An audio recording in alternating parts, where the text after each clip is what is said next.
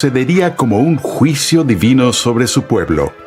A la luz de esto, ¿cómo debemos interpretar la destrucción de Jerusalén y del templo en el año 70 después de Cristo?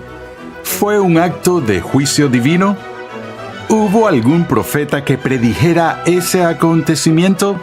Pasemos una vez más al aula de clases a escuchar al Dr. R.C. Sproul mientras nos presenta uno de los acontecimientos históricos mejor atestiguados de la historia antigua en lo que se refiere a la historia redentora. Creo que uno de los capítulos más fascinantes de toda la historia de la Iglesia es, por supuesto, los acontecimientos que rodearon la destrucción de Jerusalén. No tenemos un registro bíblico de ese momento tan importante que ocurrió en el año 70 después de Cristo, pero lo que sí tenemos es una descripción fascinante, detallada, de testigos oculares del asedio de Jerusalén y de todos los eventos que ocurrieron en su destrucción, escrita para nosotros por el famoso historiador judío Josefo. Josefo estaba muy familiarizado con los escritos de los profetas del Antiguo Testamento y él mismo vio la destrucción de Jerusalén en términos del cumplimiento de la profecía del Antiguo Testamento. De hecho, hay algunos de los aspectos de los propios escritos de Josefo donde uno podría decir que él se veía a sí mismo como una especie de profeta. Pero si uno no estuviera interesado en la importancia religiosa de lo que sucedió en Jerusalén en aquellos días, solo para tener una perspectiva de la fuerza militar romana, su armamento, sus tácticas y estrategia, los escritos de Josefo son un tesoro en ese sentido, de estas descripciones detalladas, por ejemplo, del ariete y cómo se usó la catapulta y otras formas de armamento que los romanos perfeccionaron en el mundo antiguo y solían tener bastante éxito en sus conquistas militares. Ahora, la destrucción de Jerusalén no ocurrió de la noche a la mañana. Empezó antes con la invasión de Palestina por los romanos a finales de los años 60, bajo el liderazgo de uno de sus más grandes generales, cuyo nombre era Vespasiano.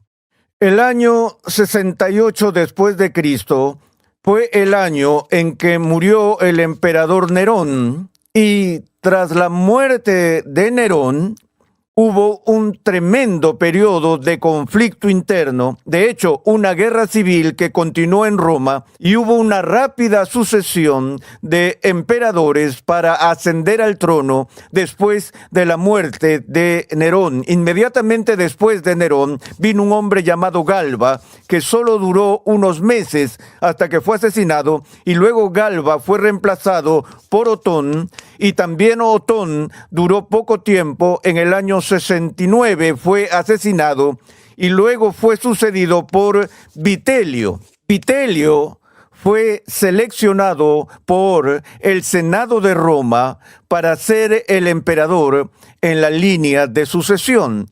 Pero los militares de entonces rechazaron a Vitelio y llamaron a Vespasiano, su general favorito, para que volviera de su invasión de Palestina con el fin de convertirse en el emperador. Así lo hizo Vespasiano, dejó el campo de batalla, regresó y fue aclamado emperador de Roma y trajo algo de estabilidad una vez más al Imperio Romano, y reinó como emperador desde el año 69 después de Cristo hasta el año 79 después de Cristo, después de lo cual fue sucedido por su hijo Tito. Cuando abandonó el campo de batalla después de las etapas iniciales de la invasión de Palestina y fue llamado a Roma, Vespasiano entregó la autoridad de la invasión a su hijo Tito. Así que fue Tito quien presidió la conquista de Jerusalén. Pero lo que sucedió fue que cuando los romanos invadieron, entraron en Palestina y sistemáticamente sitiaron y conquistaron pueblo tras pueblo tras pueblo y aldea tras aldea, mientras se dirigían a la ciudadela principal de la fuerza judía, que estaba, por supuesto, en Jerusalén. Ahora, uno de los previos conflictos clave, previo a la invasión, mientras Vespasiano todavía estaba al mando, fue la conquista de la ciudad de Jotapata, que estaba en la parte norte del país y que fue gobernada por el general Josefo. Según los registros de Josefo, más de 40,000 de sus compatriotas fueron asesinados en la destrucción total de Jotapata, y parte de esto se debió a la feroz resistencia que sus soldados y su gente pusieron contra la invasión romana, y este es un aspecto de la historia que es extremadamente fascinante. Se lee como una novela, porque obviamente los judíos en esta pequeña ciudad no eran rival alguno para el ejército romano invasor, pero utilizaron todo tipo de tácticas ingeniosas y creativas para repeler a los invasores, y al final solo hubo 1 o 2 sobrevivientes de toda la ciudad, uno de los cuales era Josefo, que se escondía como en un pozo o en una fosa. Él fue traicionado y entregado a los enemigos y se suponía que sería ejecutado de forma sumaria, pero según al menos el propio testimonio de Josefo, fue librado por Vespasiano, porque Vespasiano tenía una gran estima y respeto por el valor que Josefo había mostrado en la defensa de Jotapata. Lo que pasó ahora fue que Josefo, en cierto sentido, fue tomado como rehén, fue tomado cautivo por Vespasiano y estuvo más o menos en arresto domiciliario en los cuarteles del propio Vespasiano. Esto planteó todo tipo de preguntas a las generaciones futuras, porque ahora que Josefo se había salvado, muchos lo consideraron algo así como un traidor o colaborador de los romanos, porque fue interrogado constantemente por Vespasiano y sus subalternos. Pero lo que nos llega a través de los escritos de Josefo es que Josefo tenía una pasión desenfrenada, amor y afecto por Jerusalén. Él era el judío consumado, amaba la ciudad santa. Lo último que quería que sucediera era su destrucción, por no mencionar además la destrucción del templo de Jerusalén. De manera que primero Vespasiano, antes de ser llamado de regreso a Roma, y luego Tito, usaron a Josefo como negociador, como mediador, que bajo una bandera de tregua enviaría a Josefo a la ciudad para hablar con los ancianos que resistían cuando Jerusalén estaba bajo asedio, y este asedio duró por mucho tiempo. Josefo intentó todo lo que sabía para persuadir a los líderes de la ciudad para que se rindieran, porque estaba convencido de que no había manera de que el cuartel allí en Jerusalén pudiera resistir el asedio continuo por parte de los romanos. Él prefería ver la ciudad rendida y al mismo tiempo le suplicaría a Tito que perdonara el templo y perdonara la ciudad si los soldados que estaban acuartelados allí en Jerusalén se rendían. Así que Josefo se dedicó a la tarea de tratar de negociar una rendición, y por esa razón algunos de los judíos creían que estaba siendo un traidor, porque él, como judío, estaba pidiendo la rendición de la ciudad santa, pero su motivación obviamente era preservar el templo y la ciudad de la destrucción que por supuesto sobrevino. De nuevo, también en sus escritos y en su descripción de los acontecimientos que rodearon la destrucción de Jerusalén, Josefo vio la mano de la providencia en toda esta catástrofe. estaba advirtiendo a su propio pueblo que estaban a punto de caer bajo el juicio de Dios. Eso es fascinante a la luz de la forma en que hemos estado abordando estas preguntas sobre las referencias temporales del discurso del Monte de los Olivos, porque he sostenido el punto de que el fin del siglo del que Jesús habla en el discurso del Monte de los Olivos no se refiere al fin del mundo, sino al fin de la era judía, y estaba advirtiendo al pueblo de su generación del inminente juicio venidero de Dios contra Jerusalén y contra el templo.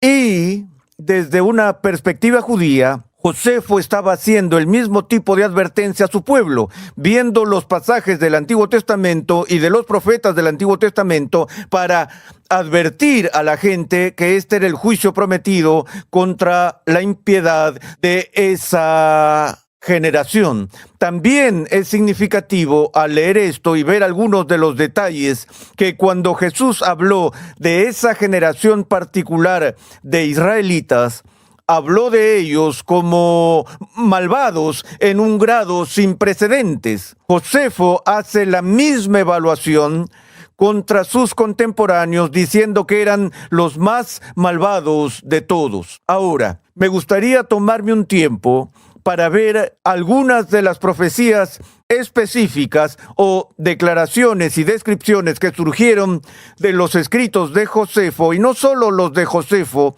sino también del historiador romano Tácito. Y Tácito, en muchos casos, confirma desde la perspectiva romana los relatos que Josefo preservó para nosotros. Uno de los informes extraños en este relato se encuentra en el libro quinto de Josefo, Guerras Judías, y tiene que ver con el ataque a los muros de Jerusalén que ocurrió mediante el uso de piedras, grandes piedras blancas enormes que fueron empujadas fuera de la catapulta y de los artefactos, que luego fueron arrojadas contra las paredes, y las paredes eran tan gruesas que pudieron resistir este asalto de enormes rocas lanzadas contra ellas, así como de los arietes durante mucho tiempo. Como comentario a esto,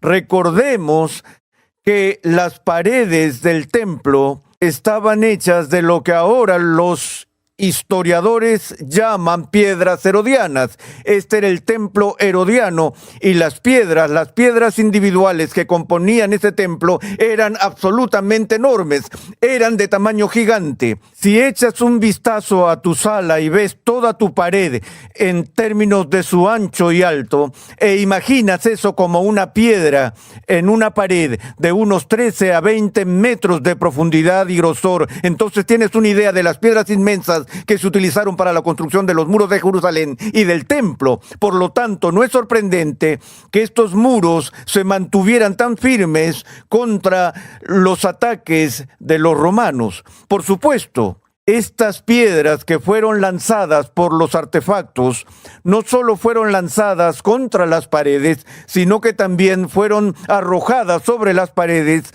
y ahí hicieron daños considerables a las estructuras dentro de la ciudad, e incluso muchas víctimas que resultaron heridas o murieron por estas piedras.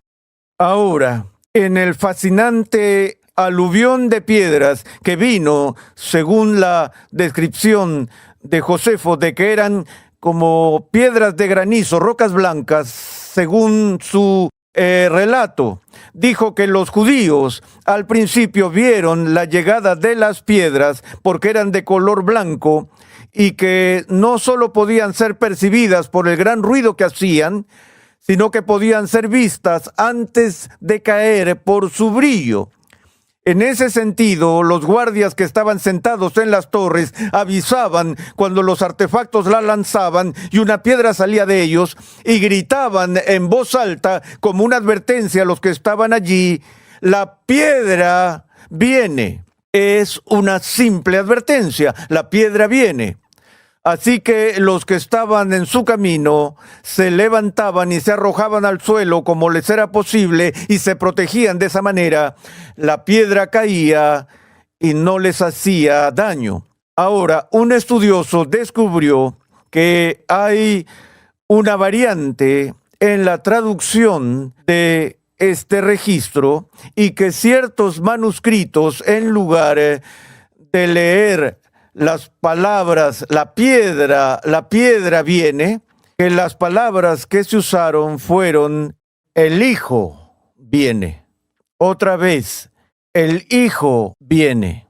Había quienes creían que esto se relacionaba con una tradición que se había desarrollado desde tiempos pasados, según un historiador, que el apóstol Jacobo, quien era hermano de Cristo, testificó públicamente en el templo, y cito, que el Hijo del Hombre estaba a punto de venir en nubes del cielo, y selló este testimonio con su propia sangre. Parece altamente probable, escribe un historiador, que los judíos, en su blasfemia desafiante y desesperada, al ver esta masa blanca que se precipitaba por el aire, levantaron el grito, el Hijo viene, como burla de los cristianos que habían predicho el regreso de Jesús. Entonces, puedes tomar eso por lo que es. Ciertamente hay controversia al respecto, pero además de estos detalles, Josefo nos habla de una severa hambruna que vino sobre los habitantes, en la que muchas personas murieron de hambre en Jerusalén debido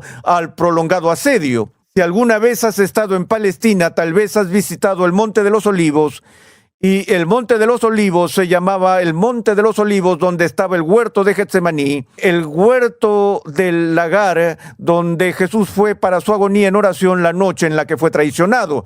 Que en toda esa ladera, a lo largo del valle de Jerusalén, justo al otro lado de Betania, había un enorme bosque denso con estos enormes y gigantes olivos que tendrían 300 o 400 años. Si vas allí hoy, no verás un solo olivo en el Monte de los Olivos, y eso es porque durante el asedio, que duró mucho tiempo, los romanos cortaron sistemáticamente cada árbol en esa ladera y usaron la madera como leña para mantenerse calientes.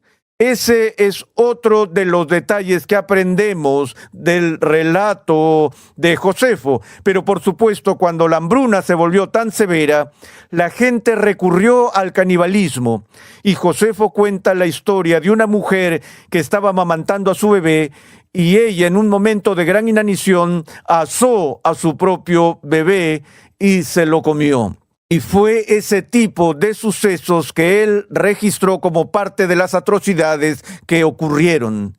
Pero una vez más, quizás el problema más difícil que hemos enfrentado, ya con el discurso del Monte de los Olivos y su aplicación a la destrucción de Jerusalén, fueron las predicciones de Jesús con respecto a las señales en el cielo, las perturbaciones astronómicas. Una de las partes fascinantes del registro histórico de lo que sucedió se encuentra tanto en los escritos de Josefo como en los escritos de Tácito. Tácito nos dice, por ejemplo, que hubo señales que ocurrieron en el cielo con respecto a un cometa que había ocurrido antes. Alrededor del año 60 después de Cristo, durante el reinado de Nerón, se observó un cometa durante algún periodo de tiempo en el cielo, y para el público en ese momento vieron esto como un presagio de un cambio radical que pronto ocurriría en la escena política. Tácito dice, como si Nerón ya estuviera destronado, los hombres empezaron a preguntar quién podría ser su sucesor, y Nerón tomó en serio la amenaza del cometa. No se arriesgó como Suetonio también relató. Todos los hijos de los hombres condenados fueron desterrados de Roma y muertos de hambre o envenenados bajo Nerón, y Nerón sobrevivió al cometa por varios años. Luego apareció el cometa Halley en el año 66 después de Cristo, después de lo cual Nerón se suicidó. Muchos historiadores han vinculado esa aparición del cometa Halley con el suicidio de Nerón. Ahora, tal vez el registro más extraño de todo lo que nos llega de la pluma de Josefo está en un párrafo con el que concluiré esta serie o esta sección leyéndola porque es muy extraordinaria. Josefo escribe estas palabras. Además de estas cosas, refiriéndose a los cometas y demás, unos días después de esa fiesta, en el 1er y 20º día del mes de Artemisa, apareció un cierto fenómeno prodigioso e increíble. Supongo que ese relato parecería ser una fábula si no lo relataran quienes lo vieron y si los eventos que le siguieron no fueran de una naturaleza tan considerable como para merecer tales señales. Porque antes de la puesta del sol se vieron carros y tropas de soldados con su armadura corriendo entre las nubes y rodeando las ciudades. Además, en esa fiesta que llamamos Pentecostés, cuando los sacerdotes iban de noche al atrio interior del templo, como era su costumbre realizar sus sagradas ministraciones, dijeron que en primer lugar sintieron un temblor y oyeron un gran ruido. Y después de eso oyeron el sonido de una gran multitud diciendo, cito, eliminémoslos de aquí. Ahora, lo que Josefo informa allí sigue casi un patrón idéntico con lo que el profeta Eliseo experimentó en Dotán, cuando los ojos de sus siervos se abrieron y vieron todas las miríadas de ángeles y los carros de fuego alrededor de Eliseo. Y los juicios en Ezequiel de la partida del Espíritu Santo de la ciudad de Jerusalén y las palabras de juicio de Dios y Cabod sobre irse, nos vamos. Lo que me parece fascinante de este breve informe de Josefo es su propia reticencia obvia a informarlo, porque siente que es tan extraordinario que la gente pensará que está loco por contar esa historia. Pero como él dice, se vio obligado a contarlo por 2 razones. 1, porque mucha gente fue testigo de ello, y 2, por